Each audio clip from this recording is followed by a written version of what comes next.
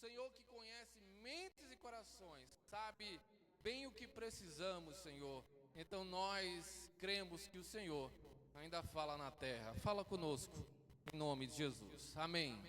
Você pode se assentar. Queridos, mais uma vez eu quero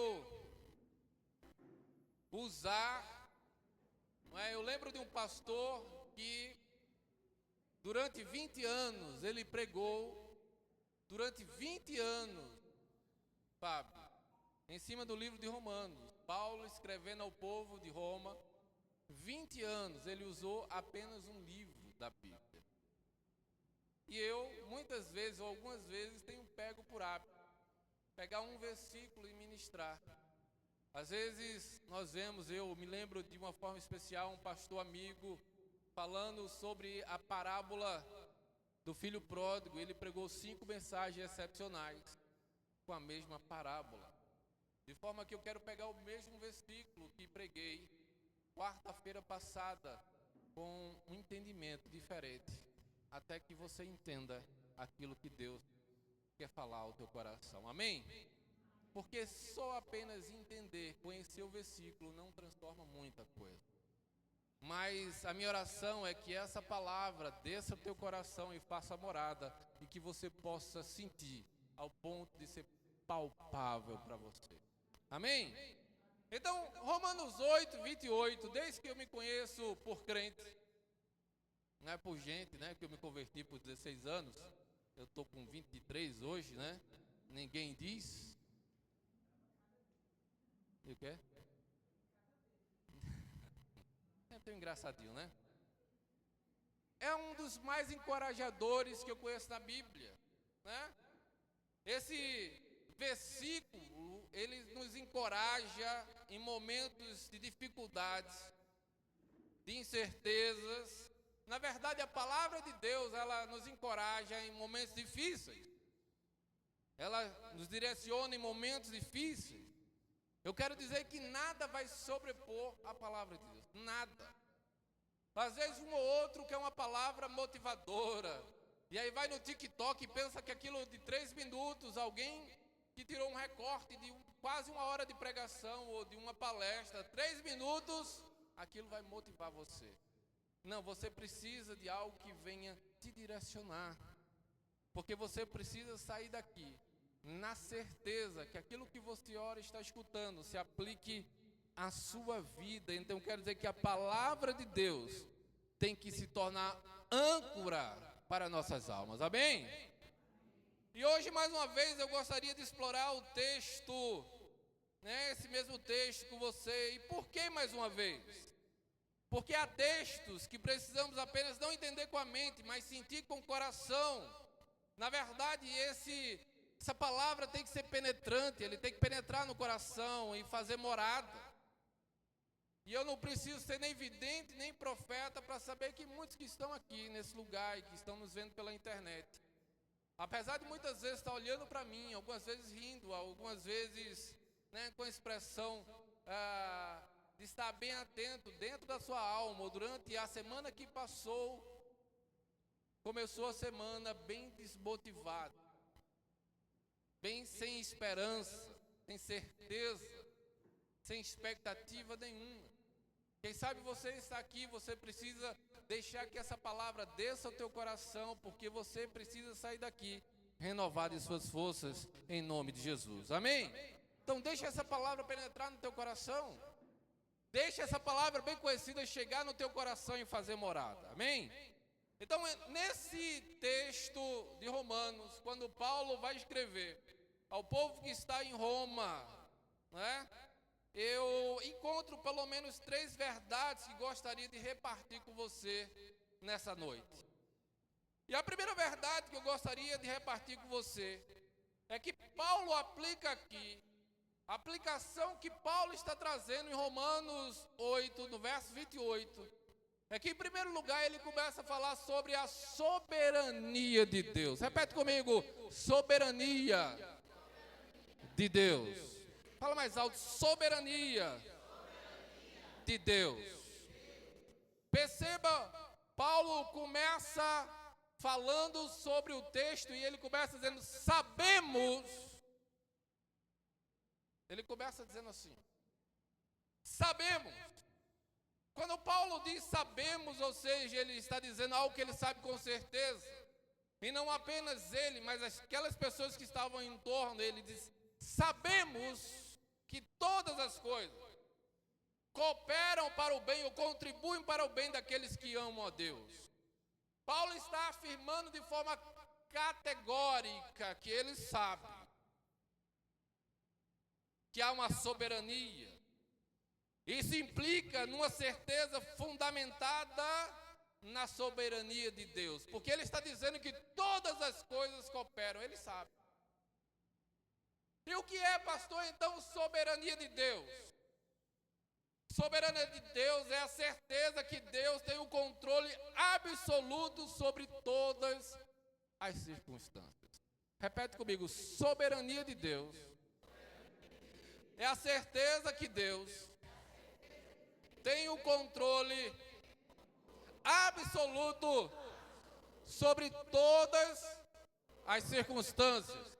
Agora vire para a pessoa que está do seu lado e diz, ainda que você tenha perdido o controle das circunstâncias, das pessoas, da tua vida financeira, da tua vida emocional, da tua vida espiritual, Deus não perdeu o controle da tua vida. Só quem crê nisso, então dá um glória a Deus e uma salva de palmas para o Senhor. Soberania de Deus é isto.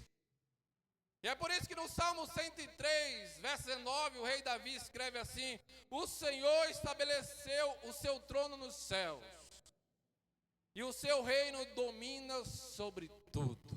Ele é soberano. Ou seja, Deus governa com justiça e com poder supremo. É isso que Davi está dizendo.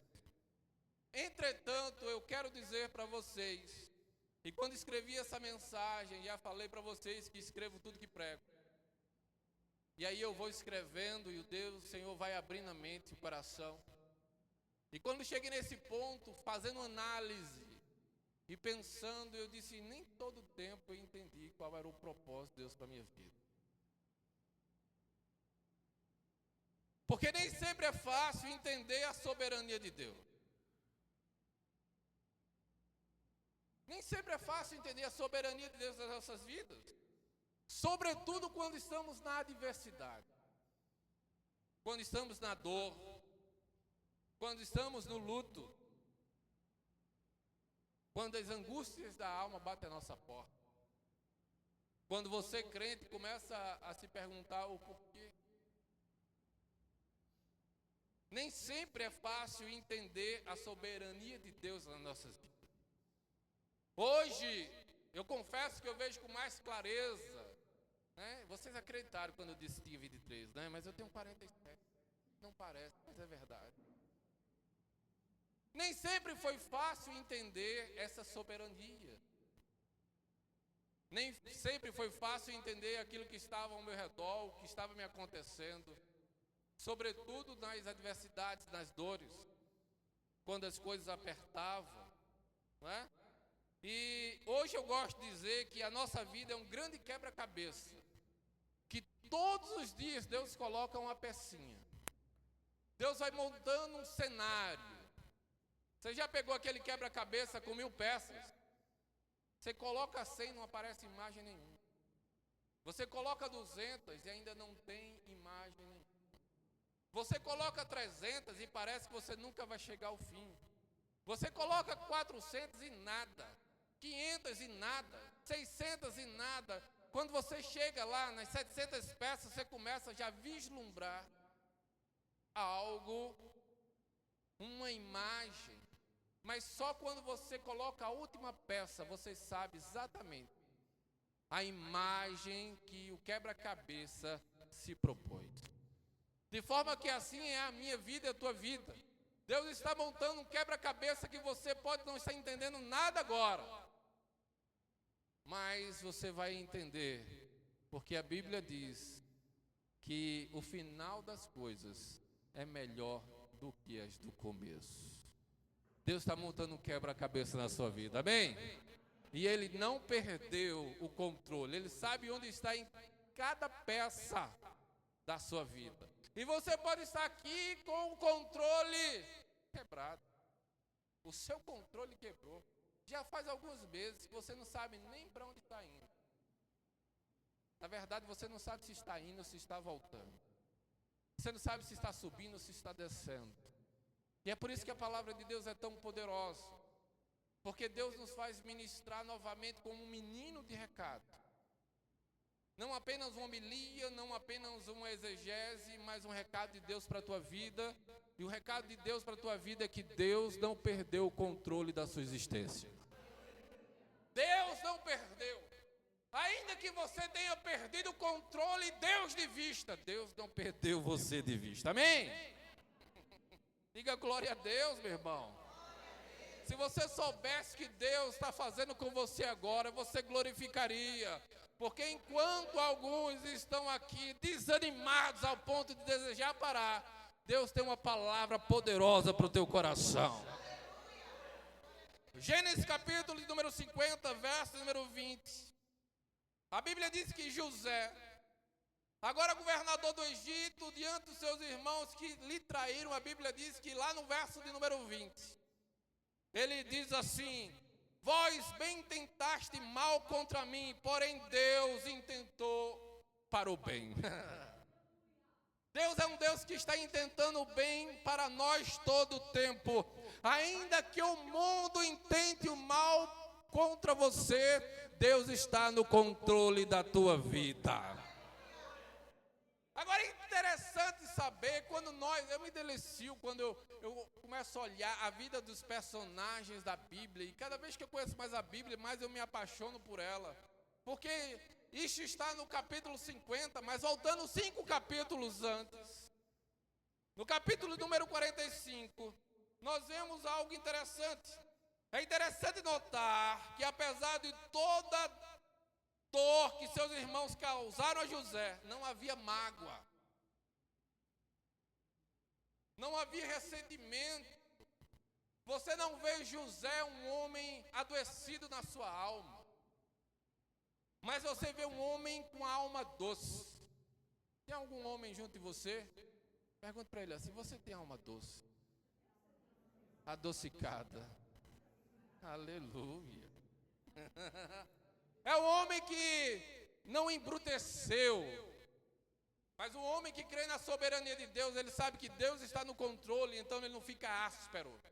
Ele não fica batendo em todo mundo, porque ele sabe que Deus está no controle. Se Deus está no controle, ele não precisa revidar como o mundo bate, porque ele sabe que tem alguém protegendo ele, e o nome dessa pessoa que te protege é o Deus Todo-Poderoso, que nessa hora está protegendo Israel dos seus 7 inimigos, 7 frontes de batalha. O mesmo Deus que está lá, e não é o domo de ferro que protege Israel. Aliás, é o domo de ferro, não é que fala? Mas é o Deus de Israel, que desde que Israel foi composta, tem protegido o seu povo. O guarda de Israel não dorme, não vacila, ele está cuidando, mas enquanto ele cuida de lá, ele cuida daqui, porque nós somos um povo que se chamamos pelo seu nome, e hoje ele está aqui, e veio dizer: eu também tenho visto as tuas guerras, estou a teu favor. Quem crê nisso, meu irmão, por favor, glorifique ao Senhor, porque Deus é bom. José não é um homem com a alma amargurada.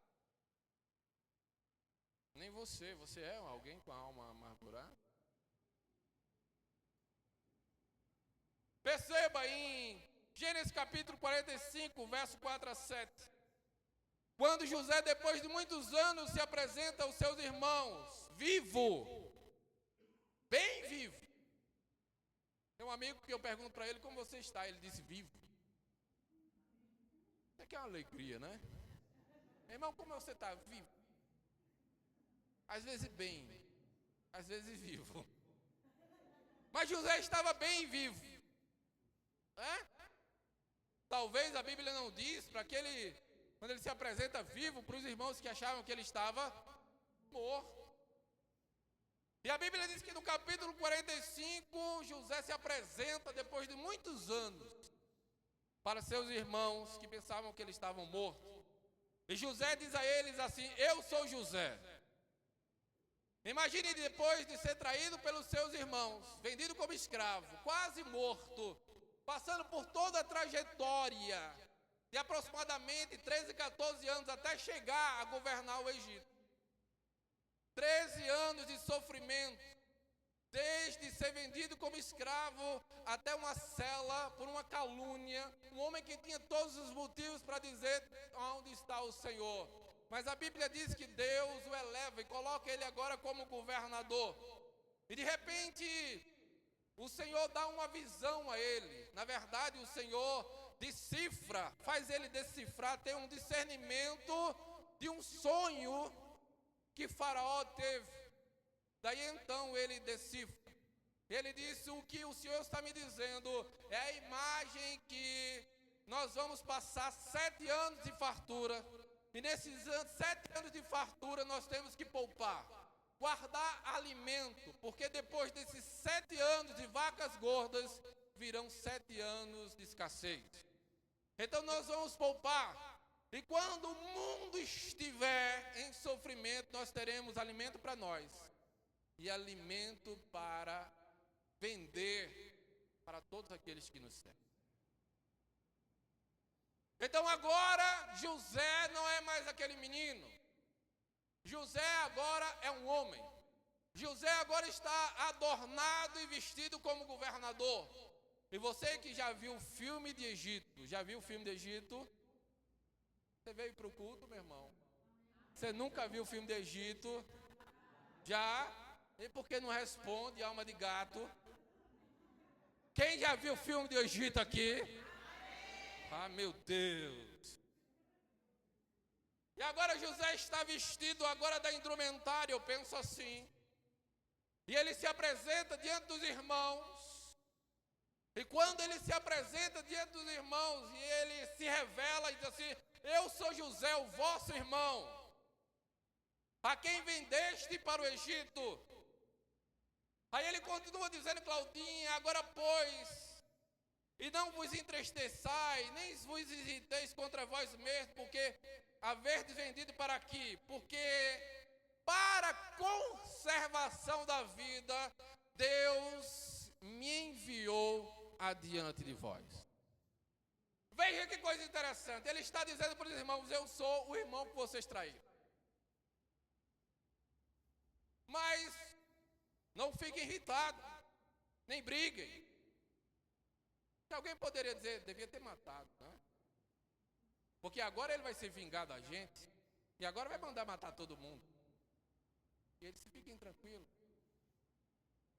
Porque eu sei o porquê Deus me mandou adiante de vós. Ele está dizendo assim: eu sei o que aconteceu. Ele está dizendo que Deus tinha uma conspiração. Eu acho assim, né? Ele disse: acalme-se, porque tudo não passou de uma conspiração divina para me abençoar, para me testar, para me aprovar, para que hoje eu fosse governador e pudesse abençoar não apenas a minha família, mas uma nação. Meu irmão, quando ele diz assim, dessa forma: Deus me enviou adiante de vós, são palavras de um homem que entendeu que é a soberania de Deus. Ele está dizendo: Deus, eu sei por que tanto sofrimento. Porque estava no propósito de Deus que eu passasse tudo o que passei, até chegar no cárcere. E ali eu tivesse a oportunidade de decifrar o sonho de Faraó, para que eu pudesse ser elevado agora como governador. E como governador pudesse agora abençoar não apenas a minha família, mas uma nação. Eu sei, porque Deus me mandou adiante de vós.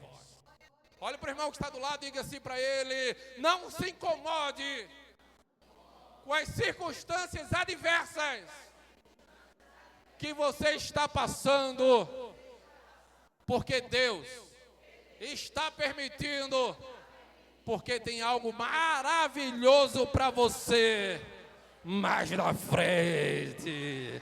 Aleluia! Deus transformou a adversidade de José em uma bênção.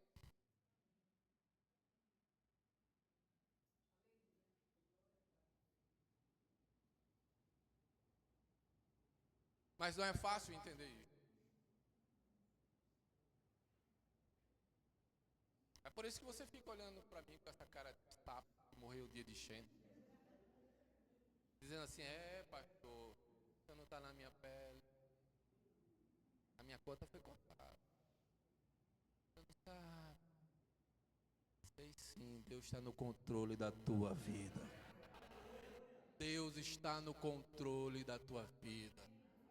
Tem uma música, eu não sei cantar, mas ela diz assim: Deus está me ensinando a ser forte. Nem tudo que vem é para você, é para você crescer. Não se cresce em dias fáceis. Se você for crescer, e Deus quer que você cresça, é na pressão que você cresce. Porque quem está na pressão estabelece tempo. Ah, meu Deus. Quem está na pressão estabelece tempo, meta. E se alguém está na pressão, ou porque foi descuidado, ou porque botou uma meta, colocou uma meta, está indo atrás dela. Você tem tempo, você tem prazo e você tem circunstâncias, está na pressão. Mas que bom que você está na pressão. Isso te faz viver, te faz acordar mais cedo, trabalhar e até orar mais, até jejuar, porque você sabe que está aqui, mas quer chegar lá.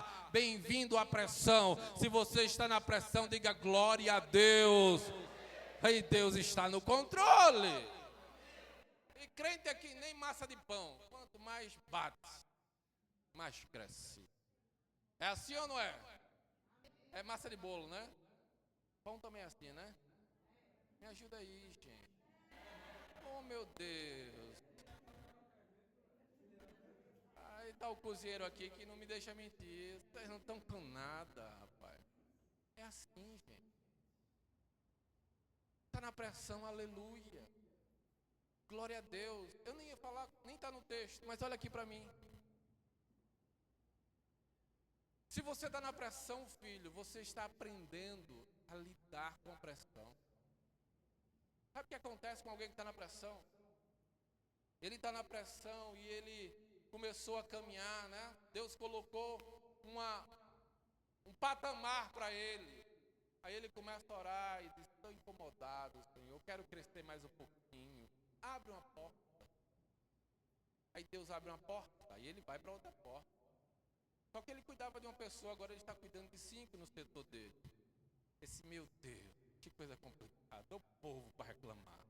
Eu vou para aquele culto e o povo não fala, não responde. Meu Deus. Falando de você. Aí, as coisas, Senhor, está uma pressão muito grande, mas aí você se acostuma. Tem dia que você vai para casa e diz assim: eu não aguento mais não, eu vou parar, eu vou desistir. Aí você dorme, quando acorda, Deus renovou suas forças. Tem dia que você diz: eu vou parar, mas você dorme, Deus renova você.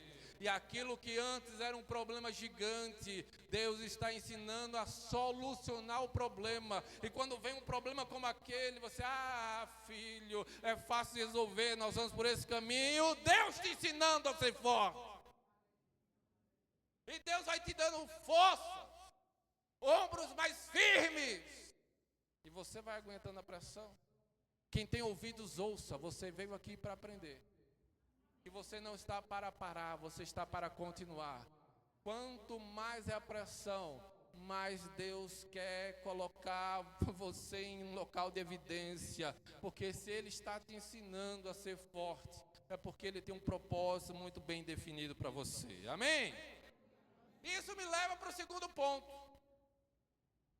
A primeira verdade é que Deus é um Deus que controla todas as circunstâncias, porque Deus é um Deus que cuida de tudo. Deus é soberano. Mas aí me leva para a segunda verdade do texto de Romanos 8, 28. E a segunda verdade é que Deus usa tanto as coisas boas. 1, 2, 3 e... Ai, meu Deus. O tema. Seja nas horas boas ou ruins, Deus está no controle. Esse amém foi tão fraco. Eu estou achando que aqui todo mundo está numa boa. Ninguém tem problema aqui. Porque se eu tivesse escutado uma palavra dessa, estando na pressão, eu estava aleluia, Jesus. Eu vim aqui para escutar isso, Senhor. Eita, o pau está quebrando, mas o pregador está dizendo, seja nas horas boas ou nas horas ruins, Deus está no controle de tudo. Aleluia!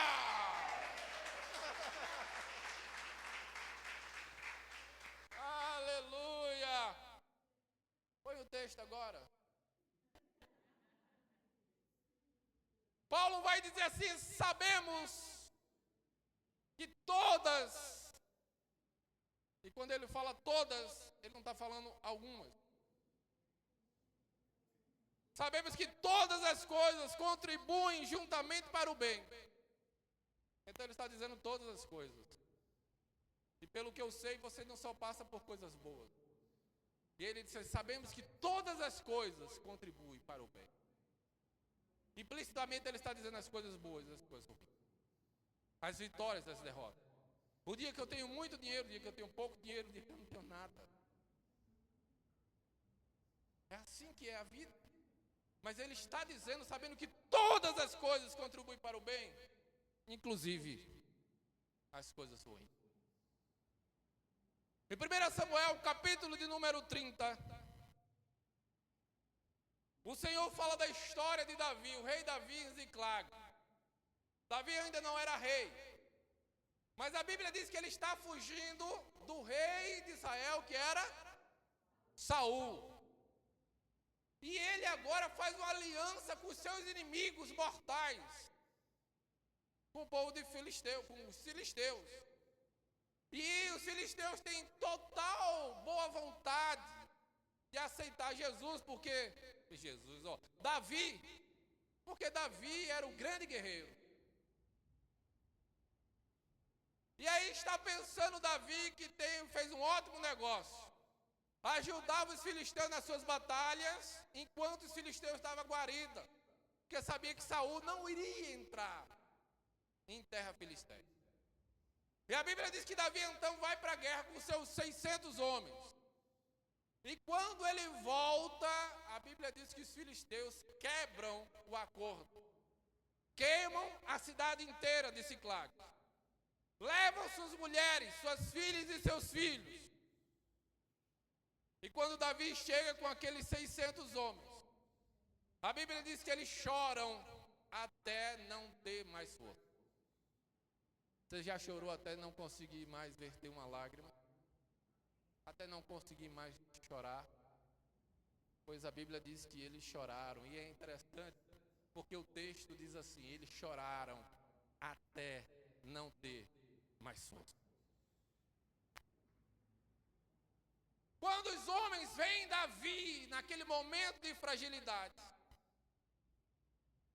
a Bíblia diz que depois do choro veio a revolta.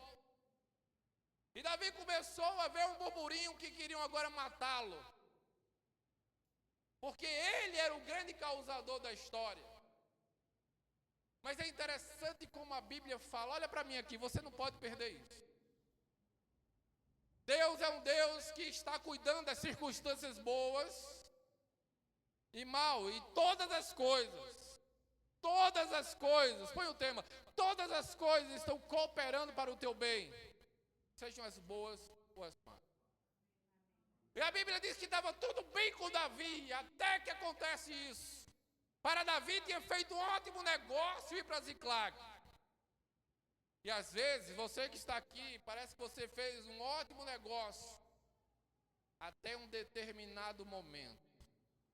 Tudo ia bem, mas, fala comigo, mas, não é aquele mais que demora, mas, Até que chegou o dia mau. Pegaram as pedras para apedrejar Davi. Davi vê que a única solução que ele tinha era fazer aquilo que muitos pararam de fazer já faz um tempo.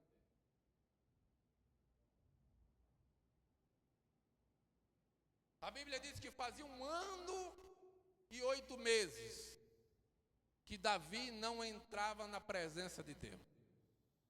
O mesmo Davi que compunha salmos, que atraía a presença de Deus. A Bíblia diz que quando Davi cantava louvores, até os demônios tinham que sair do rei Saul. Mas aquele homem agora estava investido de um guerreiro. E as coisas começaram a dar certo.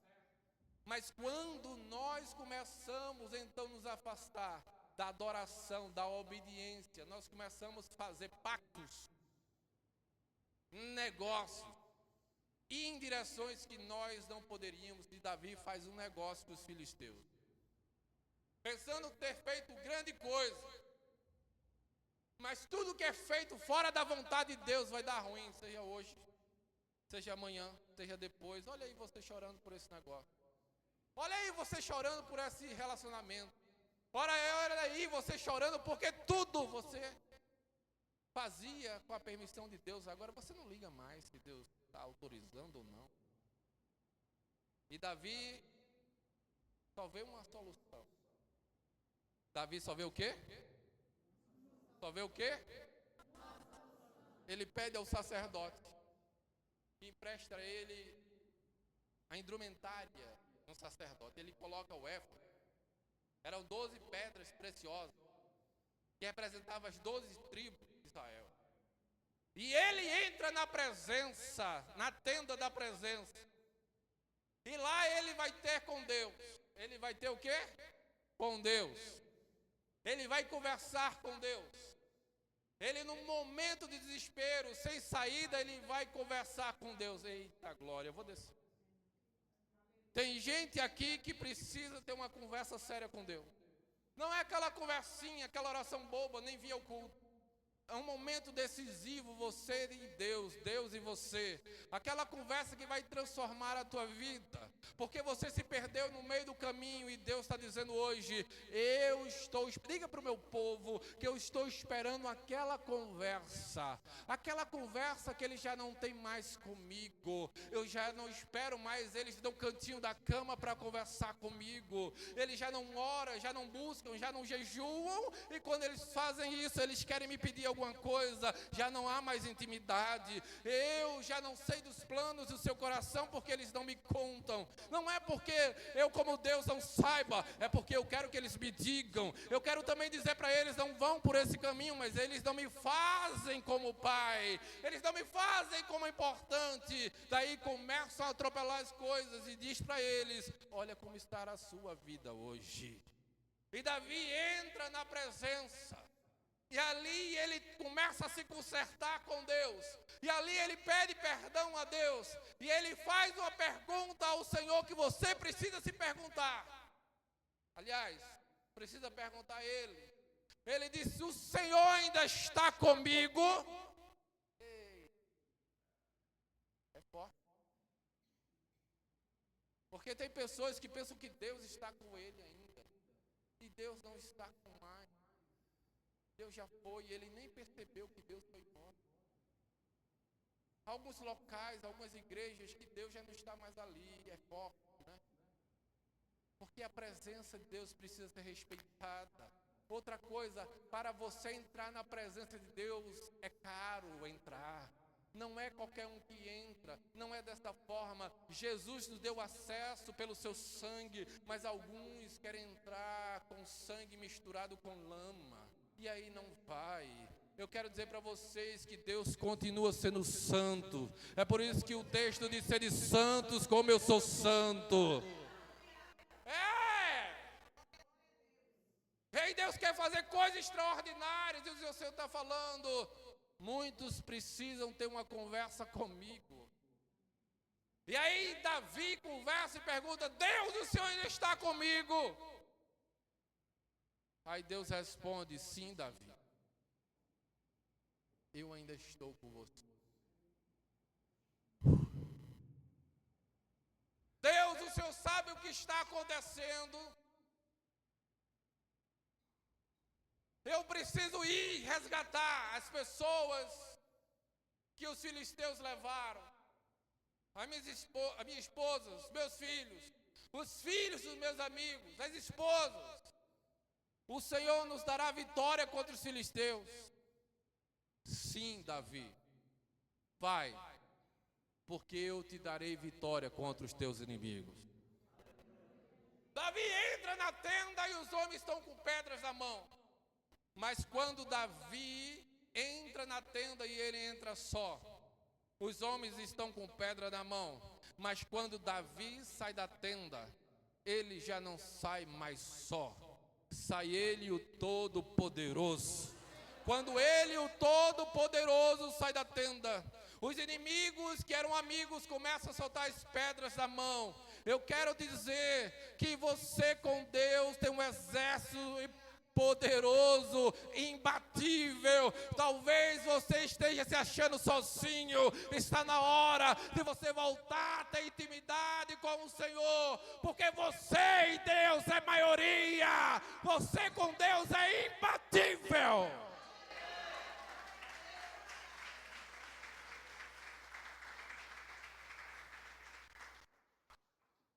Agora olha para mim e eu quero te dizer uma coisa. Eu poderia passar a noite toda falando dos desmaus de Davi, porque o tema é: seja nas horas boas ou ruins, Deus está no... E na hora ruim, Deus trouxe Davi para perto. E é por isso que no Salmo de número 37, verso 25, ele reconhece a fidelidade de Deus em meio à adversidade e diz: fui moço, agora sou velho, mas nunca vi desamparado justo, nem a sua descendência mendigar o pão. Aleluia! Aleluia! Quando estava escrevendo isso, o Senhor colocou no meu coração: fala para alguns filhos. A sua mãe teve uma vida difícil. Sua mãe tinha pouco recurso. A sua mãe tinha pouca alimentação. Mas lembra, a tua mãe era crente e uma mulher de oração, e por conta da fidelidade dela, você não tem que mendigar o pão, porque Deus abençoou a descendência daquela mulher que orava. Rabai Nakaksou Rei Amai. Não vai ter que mendigar o pão, porque tua mãe teve menos do que você tem agora, mas pelas orações dela, você está sendo abençoado. Louvor para Deus. Já fui moço, agora sou velho. Ele está dizendo assim: agora eu entendo dessa soberania do propósito de Deus. Não é fácil, mas Deus está no controle. Porque eu nunca vi o justo ser desamparado, nem a sua descendência mendigar o pão. Aleluia. Ele está dizendo: Deus é fiel em todo tempo. Todo tempo Deus é bom. Todo tempo Deus é fiel. Todo tempo Deus é bom. Todo tempo Deus é fiel. Todo tempo Deus é bom e todo tempo Deus é fiel. Aleluia. Se nessa noite você estiver em dúvida sobre a fidelidade de Deus, eu quero te fazer um convite. Quero convidar você a trazer à sua memória as incontáveis vezes que Deus foi fiel com você. Meu Deus, você está olhando e dizendo: o que foi que aconteceu? Você está se reclamando por algo que não aconteceu ainda. Mas você lembra quantas vezes você não tinha recursos para tal coisa. E de repente Deus fez aparecer. Deus abriu porta onde não havia porta. Deus mandou alguém te abençoar. Deus sempre fez o milagre acontecer na tua vida. Olha você aqui hoje. Aí você está reclamando por alguma coisa que não aconteceu ainda, mas eu quero te lembrar. Eu quero dizer para você, traga à memória as coisas que possam te dar esperança. Ei, presta atenção aqui. Eu quero te dizer, lembre, seja lembrado da fidelidade de Deus. Não é agora que Deus vai desamparar você. Se a bênção não chegou, é porque o propósito dessa bênção na tua vida ainda não chegou, ainda não está no tempo, ainda não está na hora. Se Deus não liberou aquela moto, aquele carro, nem aquela casa, é porque Ele já viu o amanhã. Mas pastor, eu queria tanto, eu desejava tanto. E parece que Deus abençoa todas as outras pessoas e não me abençoa. Ele está dizendo, você não é igual aos outros. O meu propósito com você é diferente. Eu estou montando um quebra-cabeça na tua vida. E na hora certa, aquilo que você me pediu vai chegar. Mas vai chegar sem sofrimento, vai chegar sem agonia, sem angústia, vai chegar com paz, vai chegar com alegria, vai chegar com gozo, regozijo. Aleluia. Rabai nekeia surrekeia manai. Deus não se atrasa, Deus não falha, Deus está no controle. Deus está preparando você para ser forte.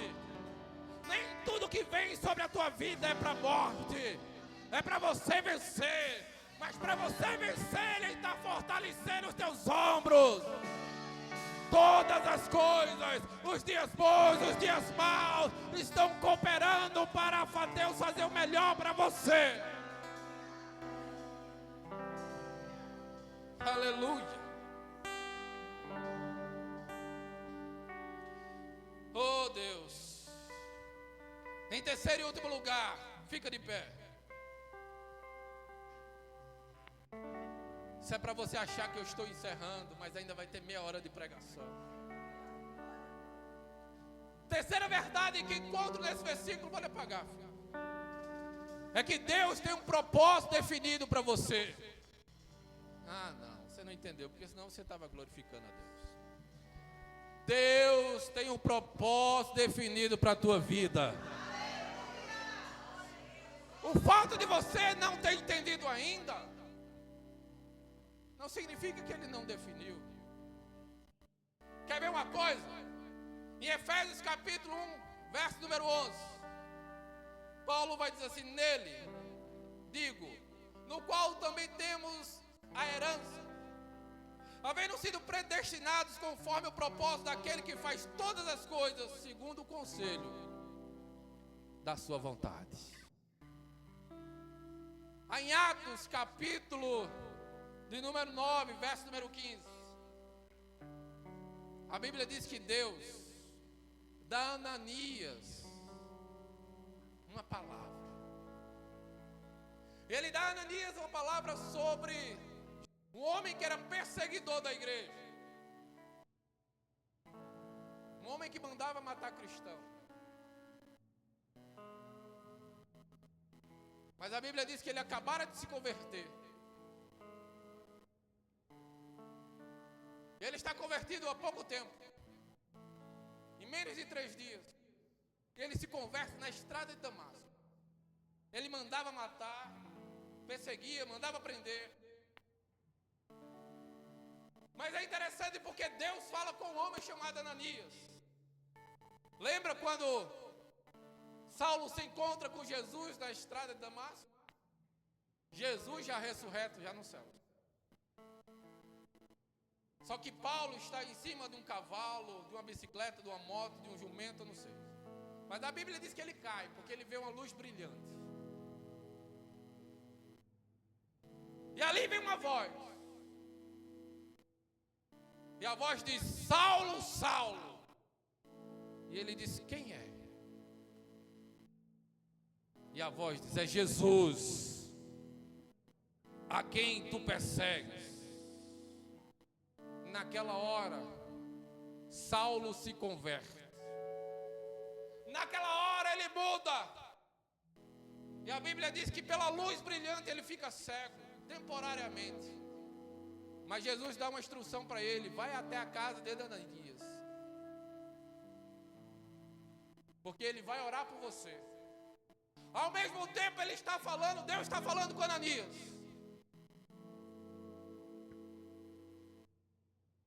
Aí no verso 9, no capítulo 9, verso 15, está Ananias em casa. Aí vem o Senhor, diz: estou mandando Saulo aí. Aí Ananias faz quem? Lembrei de Cuma, aquele que mata cristão, aquele que manda prender, aquele mandando aqui em riba, né? Aqui não. Aí o Senhor é incisivo com ele e disse: você vai orar assim. Vai, porque ele é para mim um vaso escolhido, para levar o meu nome diante dos gentios e reis e dos filhos de Israel. Saulo nem sabia, assim como você nem sabe. Deus já estava animado, compartilhando até o propósito que ele tinha com o homem. Diz assim: ei, você vai orar por ele, porque eu já determinei que esse é um vaso escolhido. Olha para o irmão que está do lado: ei, fala para ele: ei, você é um vaso escolhido. Não, você pode fazer melhor, diga assim: você é um vaso escolhido. Fala aí para o irmão. É. Aí ele está determinando se esse homem vai até os gentios, ou seja, aquele que não era judeu, vai até os reis e também os filhos de Israel, falar do meu nome. Deus já determinou um propósito, você pode não saber, mas nesse exato momento Ele está construindo isso na sua vida. Aleluia! Deus tinha um propósito para Saulo. Sabe o que é que ele fez? E você acha que ele só fez, Deus só fez alguma coisa quando você se converteu? Ah, você não entendeu nada. Primeira coisa que Deus faz é muda o nome de Paulo, de Saulo para Paulo. Muda a identidade. Você não vai ser reconhecido mais como matador, mas agora como um homem pequeno que depende da minha graça. Outra coisa, Paulo, já percebeu que ao longo da tua caminhada eu vou colocar pessoas como Ananias para te ajudar. Ei, Deus levanta pessoas junto de você para te abençoar. Tem pessoas que pontualmente chegam na tua vida, pode não ser muitas, mas quando tudo está apertado, Deus manda alguém. Como se dissesse assim: você pensa que eu esqueci de você?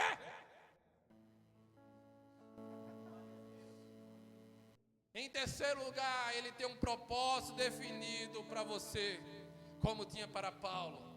E aqui tem algo interessante e eu encerro aqui. Você sabia que nos primeiros anos do ministério de Paulo, Paulo era um homem frustrado? Eita. Vou perturbar você de novo. Balança o irmão que está com muita, né? Forma muito efusiva, balança ele. Diga assim para ele: vai doer, mas vai ser esclarecedor. Fala para ele: vai doer, mas vai ser esclarecedor. Paulo estava frustrado. Tem pessoas aqui que estão frustradas. Aí, como estão frustradas, às vezes querem tirar a vida, estão em depressão, estão tristes.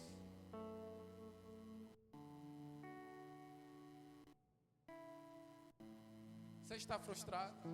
Mas pastor, eu tenho 10 anos, eu sou fiel ao Senhor. Mas eu quero te dizer uma coisa, você pode estar sendo frustrado como Paulo foi frustrado. Porque Paulo idealizou, colocou na mente e no coração dele que ele ia pregar para a igreja.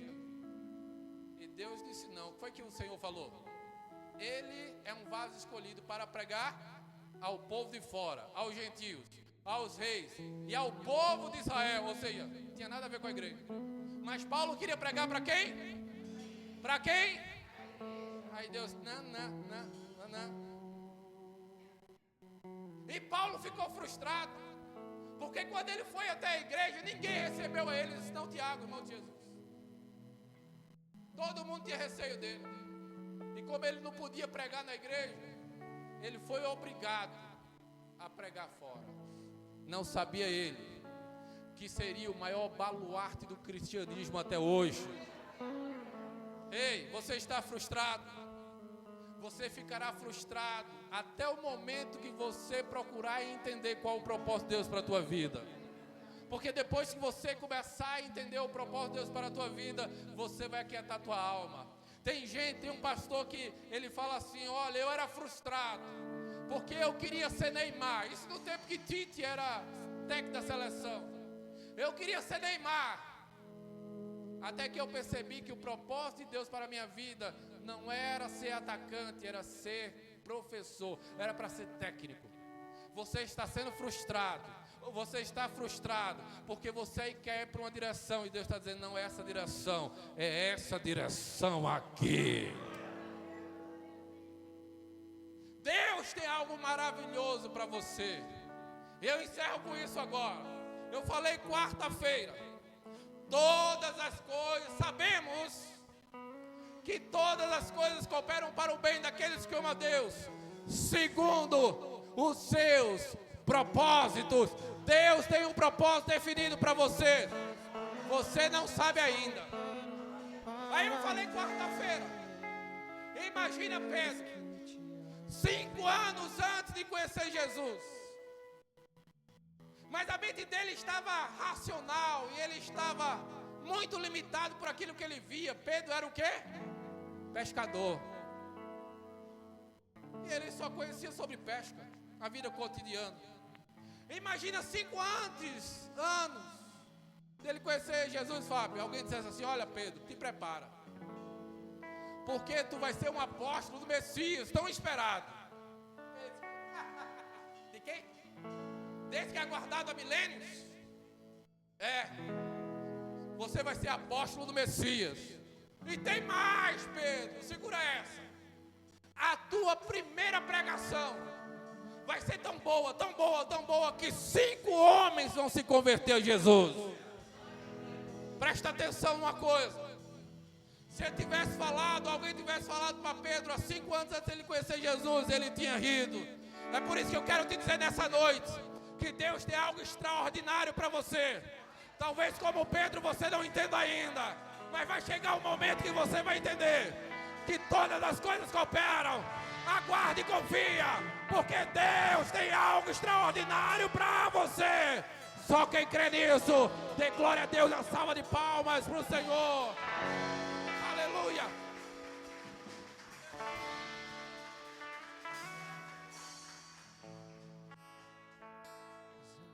As coisas cooperam para o bem daqueles que te amam.